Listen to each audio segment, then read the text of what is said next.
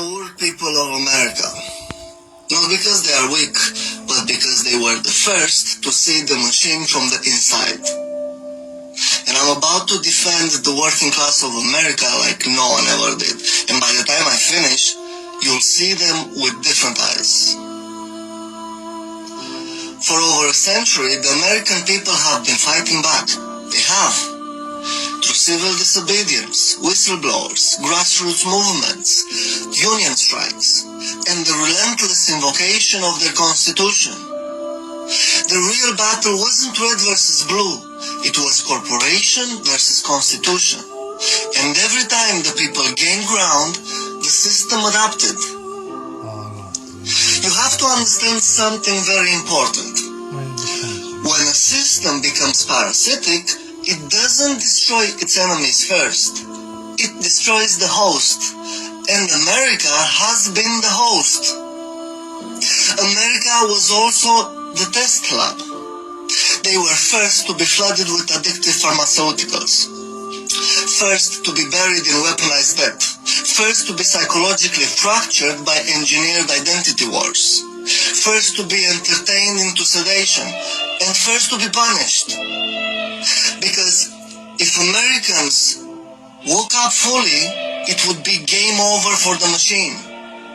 That's why the system doesn't fear a foreign enemy. It fears the awakening of its own people.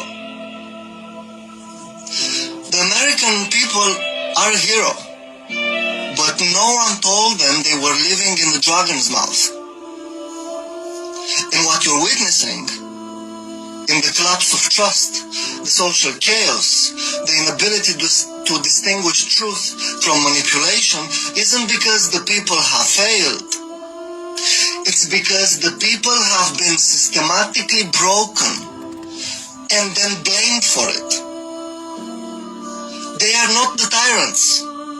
They are the first line of resistance that's being crushed preemptively, so the rest of the world won't get any ideas. So what now? Do we abandon them? Do we mock them?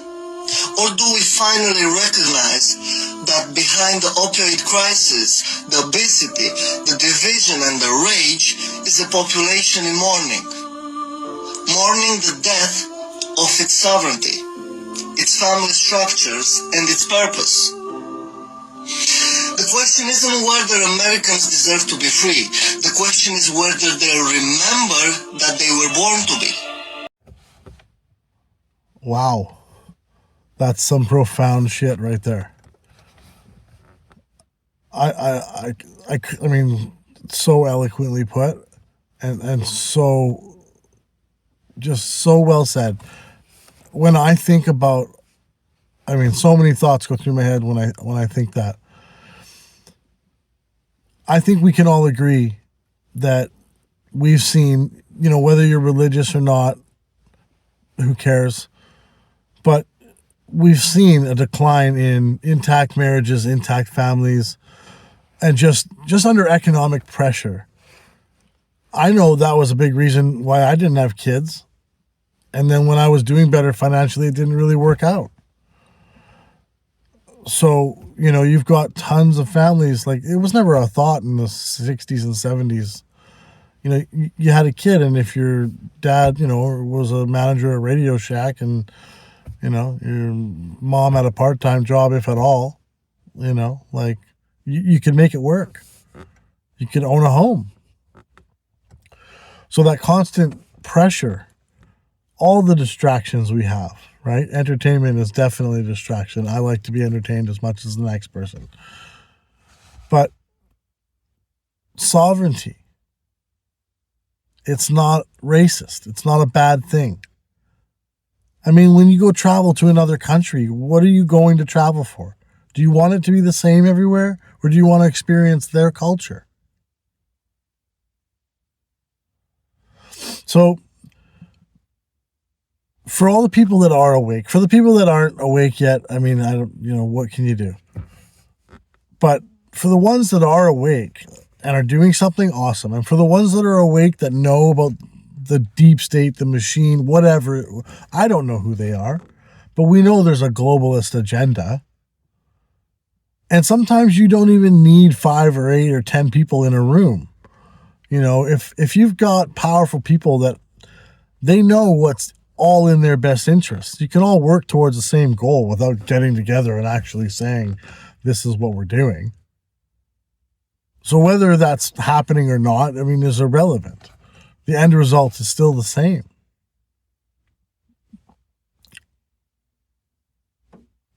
You know, it's for the people that are awake and think that there's nothing that you can do. Well, I mean, this is why I hop on and started making vlogs.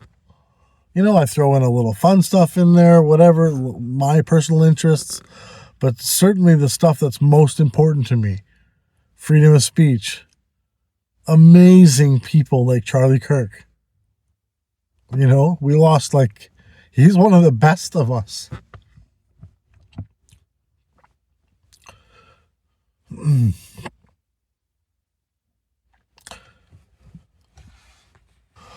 But that's part of why I do this. Maybe someone else will think, you know what, I can do it. You know, I'm an average person that'll just go, you know, get your voice out. If it shows someone else that, you know, you don't have to be an influencer or an amazing person like Charlie Kirk to share your point of view, to share similar views. And regardless of the differences, you know, sovereignty is important. You invite somebody over to your house, you expect them to act a certain way. You invite them into your home for the night, you expect them to be polite.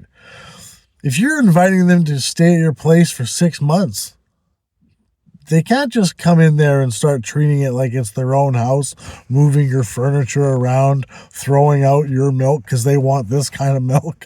You know, these things don't happen in a civilized society. And that's what you're seeing when you invite, you know, prisons that have been let out, insane asylums, people that are just, you know, not going to be able to assimilate or, you know, blend into any, you know, modern civilized society. Unfortunately, there are still places like that. And not wanting those people in your house or your country is not racist. So I hope if anyone's thinking of just putting their thoughts down and sharing them, do it. The more people, you know, I mean, courage is contagious, right? So just, if you're thinking of doing it, get out there and do it. Share your thoughts, share your ideas. Don't be apologetic. It's okay. You're not racist. You're not phobic. You're not an ism, you know? You're just someone that sees a world that's changing for the worse. I mean, imagine if we could all have our sovereignty and get some of our economy back and have, you know, instead of having manufacturing being the lowest common denominator, China and India, where there's, you know, people have no health care and are treated way poorly than they would be in any of the countries that are buying the products made there.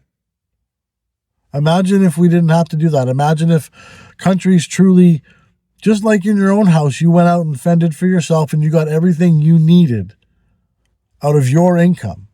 Just like your country provides everything for its citizens that it needs. That would be pretty amazing. And then, you know what? Maybe you can't have avocados all year round. Maybe you can't have whatever the hell it is that comes from some other. Maybe you have to go travel there. Wouldn't that be a little more magical? To actually be able to go somewhere and have it be different. You know? Because another 10, 20 years of this, and everywhere is just going to be the same. There'll be no point to travel. What's the point? It's the same there as it is here. Just a different fiat currency that doesn't work. So I had to share this guy's video. I think he's bang on.